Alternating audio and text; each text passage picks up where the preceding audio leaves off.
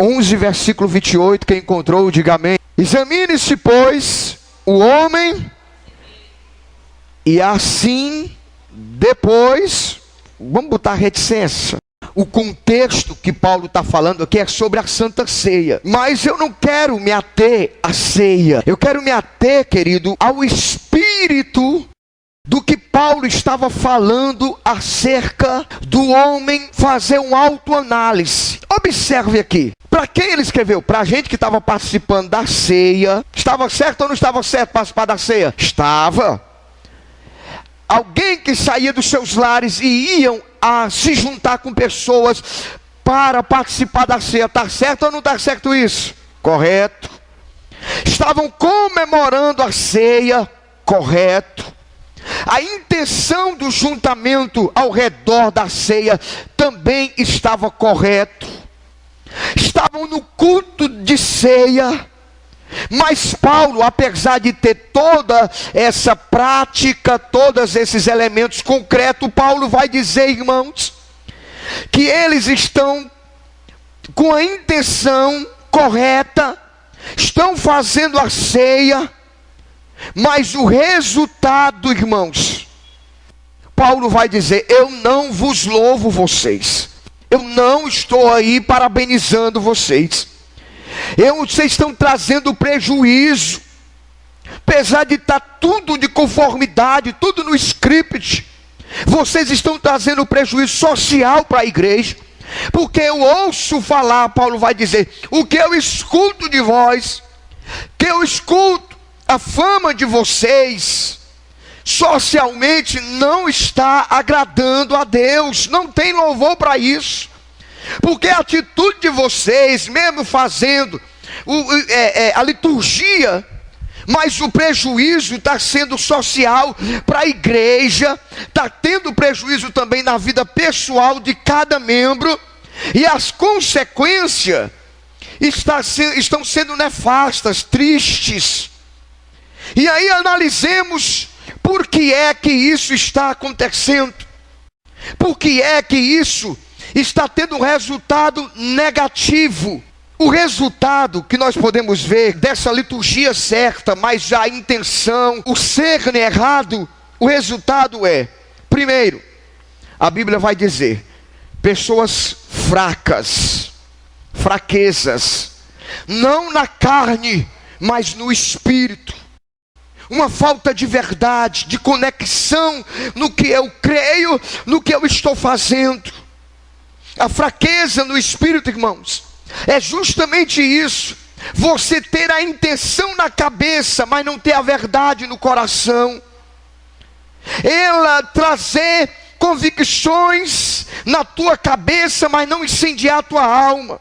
Infelizmente, isso tem sido o resultado na vida de muita gente.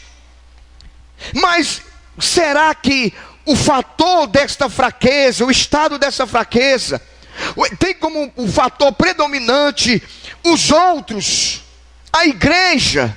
Será porque eu estou fraco, é por causa dos outros? A minha fraqueza é por causa da igreja, é por causa de Deus, é por causa do Espírito Santo? E eu vejo gente perder emprego, perder casamento, perder fé, simplesmente gente que sai da igreja e diz que a sua saída, que o seu fracasso foi alguém, foi o fulano, foi o cicrano, que foi isso ou foi aquilo. Mas será, irmão, que foi isso mesmo? Olhe para a vida de José. José lá no Egito, irmãos, teve um sonho, e por causa do seu sonho, os irmãos dele olharam para a cadeira de Jacó. Quando ele falou que teve um sonho, que está acima, e os irmãos disseram, olha, ele vai sentar na cadeira do Jacó, do nosso pai. E aí tiveram inveja, tentaram matar ele.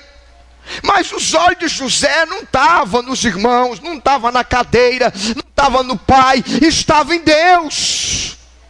Estava olhando para Deus. E o mais velho que olhou não conseguiu ter a cadeira para si, porque ele tinha mentalidade pequena, porque ele não conseguia se analisar, não conseguia se enxergar. E Paulo vai dizer que uma das consequências que acontece na nossa vida da nossa fraqueza, porque que nós estamos fracos, não era somente fisicamente não, mas fraco moralmente. E uma das coisas, irmãos, que tira nossas convicções é a nossa fraqueza moral.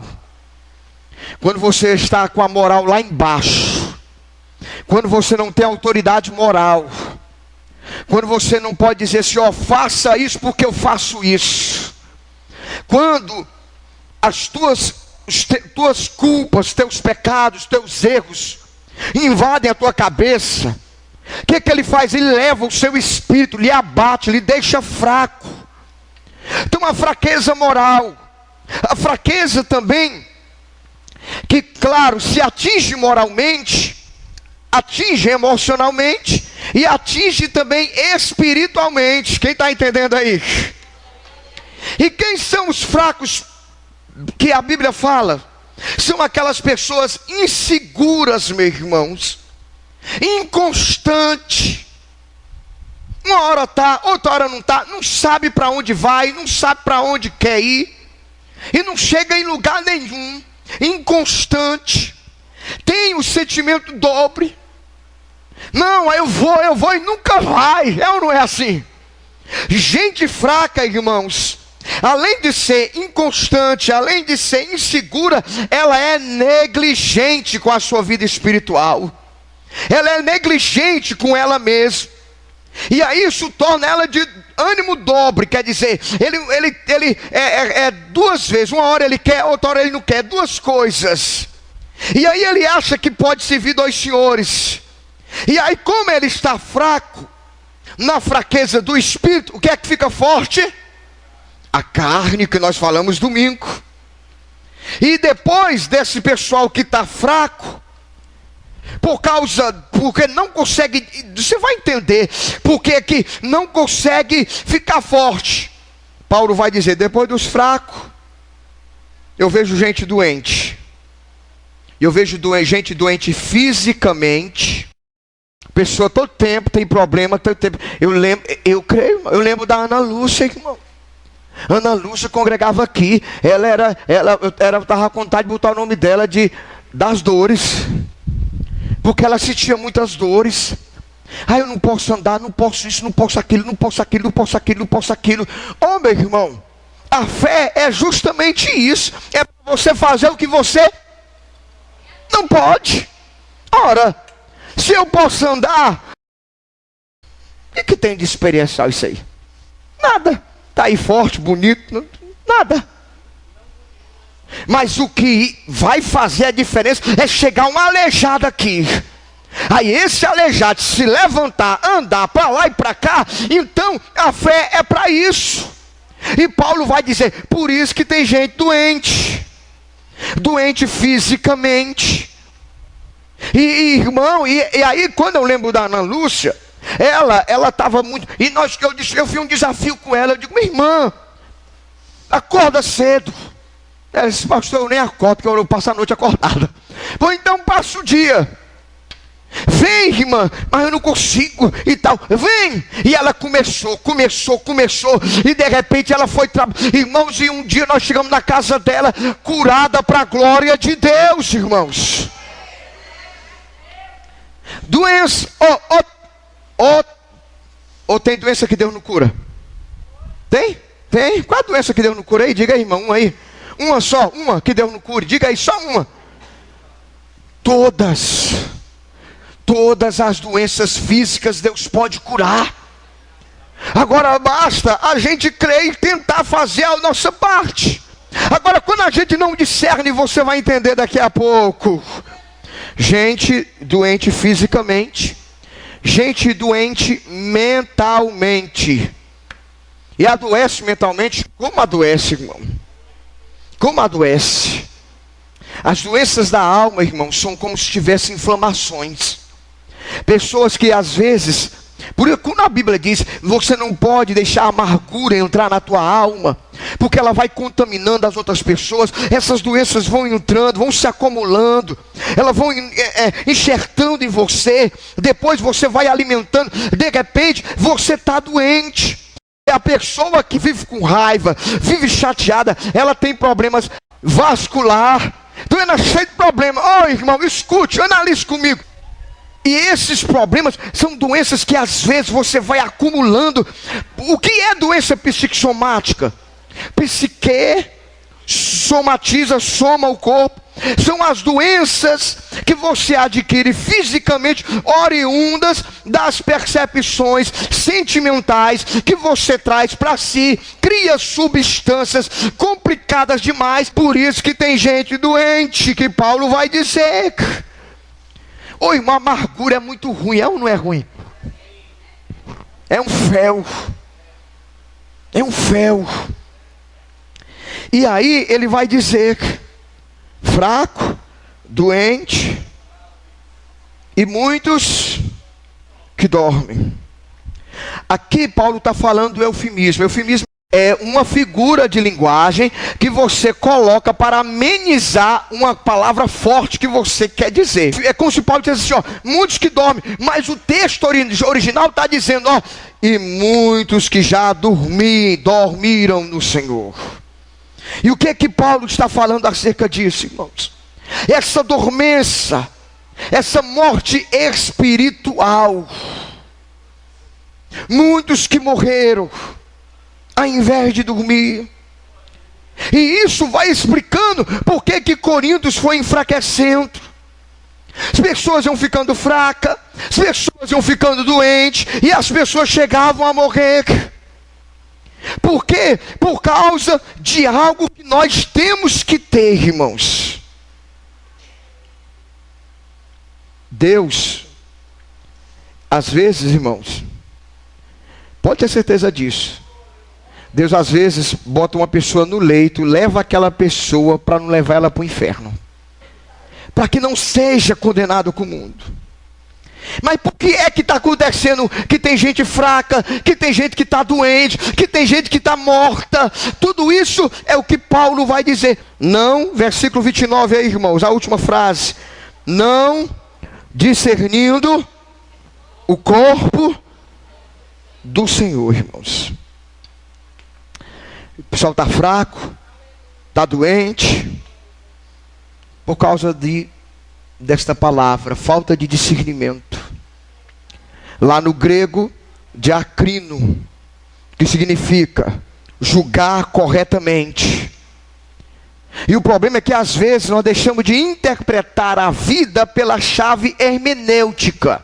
O que é a chave hermenêutica, irmãos? A chave hermenêutica, você vai fazer o curso teológico, é você ter algo para você começar a interpretar as coisas. E a interpretação da minha vida e da tua vida, ela tem que ser, a chave hermenêutica tem que ser Jesus Cristo de Nazaré. Você tem que interpretar a vida a partir de Jesus Cristo em você. Porque se você olhar a tua vida pela ótica das circunstâncias, se você começar a olhar a vida pelo que está acontecendo nesse momento com você, pelas circunstâncias, pela chateação, por causa de um problema, você vai se embaraçar.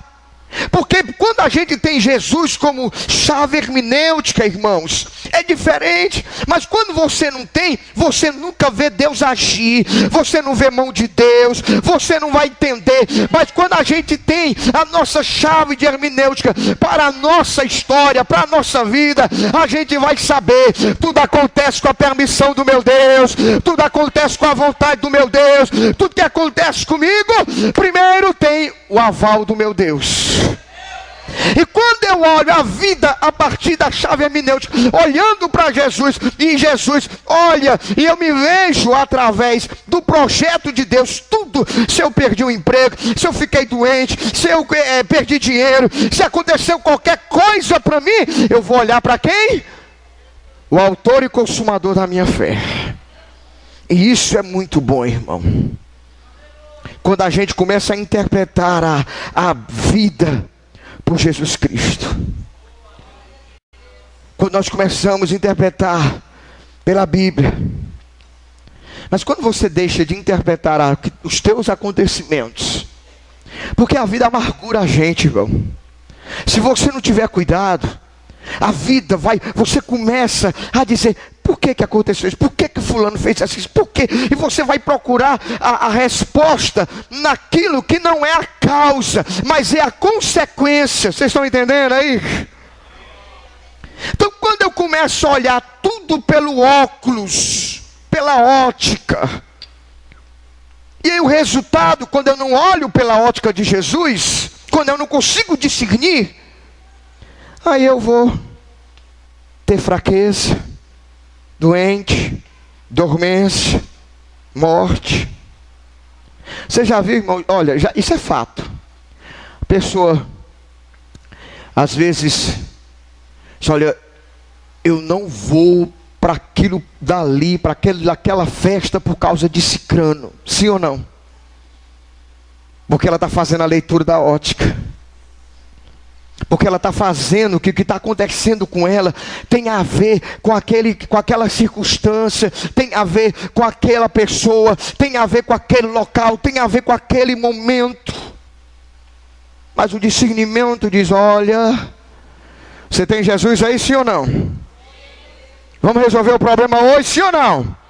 Eita Jesus, quem disse sim, diga amém. É uma bênção, quem tudo animado, aleluia Jesus. Primeira coisa, irmãos, Paulo vai dizer: examine-se, pois, o homem a si mesmo. Mas às vezes nós queremos dizer que o que está acontecendo conosco é fácil demais, né? Eu dizer que estou com problema por causa do Zé, por causa da Maria. E antes de ver o que está acontecendo ao nosso redor, meu irmão, olhe para você mesmo. Porque a falta de nós examinarmos a nós mesmos, a si mesmo, e não examinar o que está acontecendo conosco pelos outros. Pelos outros. Por que está acontecendo isso comigo? Ô irmão, você tem um Deus aí que te dá a resposta. Tem ou não tem? Tem um Deus, e tem um Deus que te dá inteligência também. Tem ou não tem? Ô irmão, não é possível que você não saiba. Examine-se o homem a si mesmo. E eu tenho que analisar o que está acontecendo, não pelos outros. Porque muitas vezes a gente toma atitude e nós nos desculpamos as nossas atitudes. Não, eu fiz isso porque cicrano fez aquilo. Ô irmão, você vê a laranja? Se você der um beijo na laranja, daquele de chupar, ela vai lhe dar vai sair o suco dali. Vai sair o suco. E se você pisar nela, vai sair o quê? Entende o que Deus está dizendo para nós? Que você tem que ser, se alguém faz o que faz com você, irmão, se você está bem com Deus, você não precisa responder igualmente não. Você tem de Deus, eu tenho que tirar o que está de dentro de mim melhor, e não pregar o que os outros estão fazendo. Porque se você simplesmente vai fazer o que alguém fez com você, então, meu amado, você não está se examinando. Você está entendendo aí, sim ou não, irmão? Então eu tenho que olhar. Porque, irmão, olha, porque se a Bíblia diz que nós não devemos pagar o mal com mal, tem que pagar o mal com bem. Se eu pego, irmãos, as ações que fazem comigo, e eu tento transmitir, retribuir do mesmo jeito, canalizar nas minhas ações, as minhas reações dependem, é isso aí, Rogério, as minhas ações, as minhas reações vai depender das ações, aí está errado. Está entendendo? Porque a gente vai ficando amargurado, irmão. Porque, irmão, olha, quando você está bem com você, quando você está sorrindo, quando você está em paz, quando você está alegre na tua alma, ô irmão, essas coisas ruins nem te pegam, querido, nem te pegam. Agora, se você for uma pessoa melindrosa, irmão, até uma cara feia, olha de lado aí, até uma cara feia, você se aborrece, acaba com você, destrói você. Aí examine-se. Mas examinar o quê? A si mesmo. Então o que é que eu tenho que examinar e ver em mim? Primeira coisa, irmão, você ainda está na fé? Paulo vai dizer lá em 2 Coríntios, irmãos, no capítulo 13, versículo 5, diz: olha, examinai se vocês permanecem na fé, provai a vós mesmo. Não é, e a gente quer provar os outros, vamos ver se fulano é crente mesmo, vamos ver se fulano, não, veja se você que é crente. Examinai a vós mesmo. Paulo vai dizer: acaso você não reconhece se vocês são de Jesus ou não? Examinai a vós mesmo, se você está na fé, se você continua crendo, meu irmão, se você permanece firme, crendo, crente, confiando, esperando, acreditando nesse Deus que vai te recompensar. Examine se você continua na fé, meu irmão. E a gente sempre diz: não sabe se fulano é crente. Olha se você é crente mesmo. Examine-se, pois, o homem a si mesmo, se permanece na fé. Examine se você se permanece na fé. Como é que você era antigamente?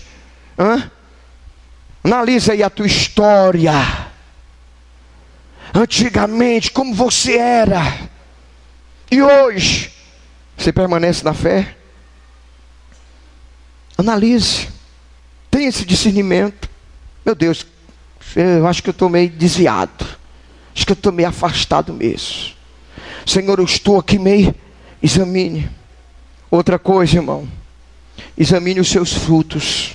Pelos frutos conhecereis. Como é que eu sei se uma pessoa é crente verdadeira ou não? Quais são os nossos frutos? A gente gosta dessa palavra quando é para os outros, não é? Olha, irmão, examine os frutos. Examine, vá para o espelho. Veja os frutos. Que frutos você está produzindo? Que frutos? Que frutos você está aí? Não é para você olhar para os frutos dos outros, mas que fruto você está produzindo? 2 frutos cristãos tem que produzir. Primeiro, veja se os seus frutos, irmãos, são de arrependimento. São de arrependimento. Porque às vezes nós fazemos as coisas e nós não nos arrependemos, não. A Bíblia diz, lá, foi João Batista que disse: produzis, pois, frutos dignos de arrependimento. Como é que o crente se arrependeu se continua Oi, irmão. Continua briguento, continua falando. Não. Veja aí. Produz os frutos de arrependimento. Você está produzindo esses frutos? Oh, pastor, eu me arrependi porque eu me arrependi. Eu não faço mais. Frutos dignos de arrependimento. Examine-se a si mesmo se você está produzindo esse fruto de arrependimento. Se você de fato está arrependido. Quando eu falo arrependido, você sabe, sim ou não? Sabe? Porque às vezes nós nos arrependemos, irmãos, de ações que a gente fez, que tem consequências ruins. Mas às vezes nós esquecemos de nos arrepender de ações que têm consequências prazerosas, mas que desagradam a Deus.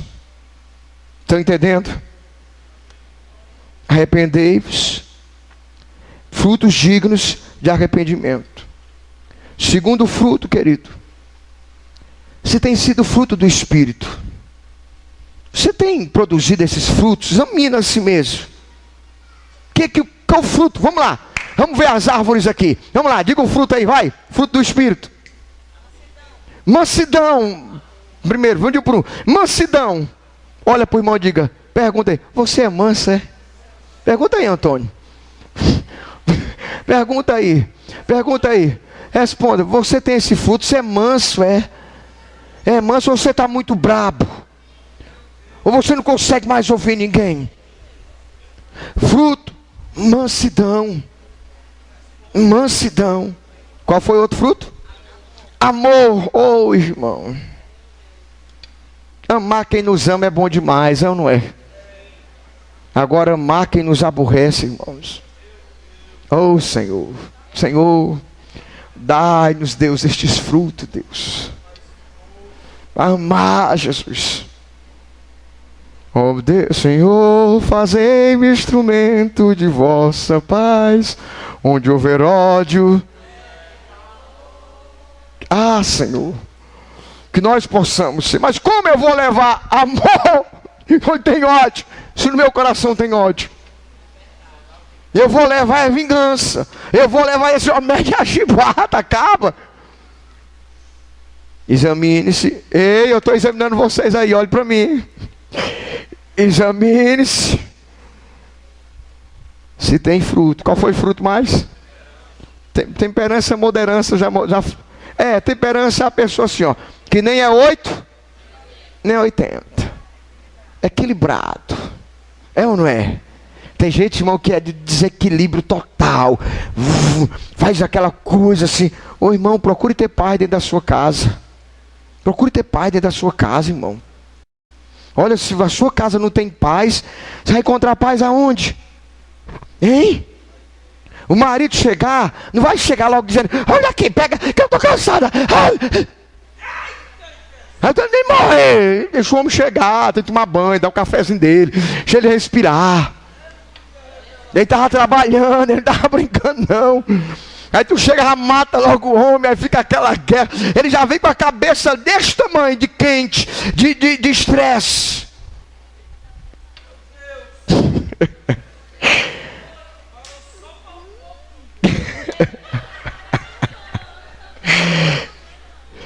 Os homens também. Irmão, teve uma época lá em casa que eu chegava, porque o coronel, eu trabalhava com uma pessoa, irmão, que ele era meu superior e era chato, e ele fazia questão de humilhar, e lá eu era o soldado. Aí quando eu chegava em casa eu era o quê? Coronel.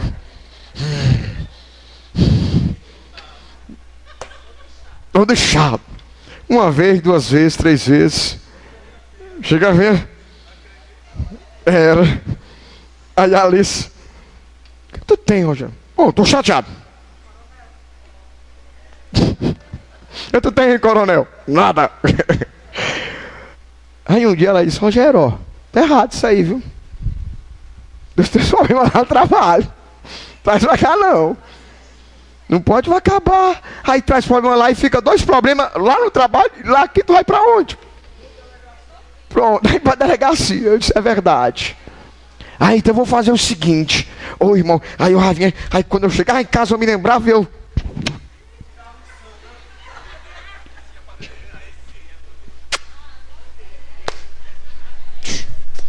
Até hoje, para a glória de Deus. Chateado, mas tudo bem. Tá bem? Sim. Às vezes o Isaías e o Roger,